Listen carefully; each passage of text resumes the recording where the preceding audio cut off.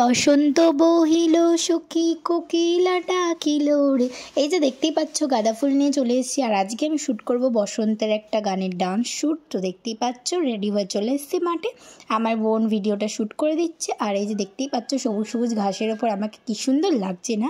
তোমাদের কেমন লাগছে আমাকে অবশ্যই কমেন্ট করে বলো। আমার তো পার্সোনালি বেশ ভালো লেগেছে। ইয়েলো কালারের মানে শাড়ি দিয়ে আমি লেহেঙ্গা টাইপস করে পরেছি, আর ওড়না দিয়ে আমি আঁচলটা বানিয়েছি, দেখতেই পারছো।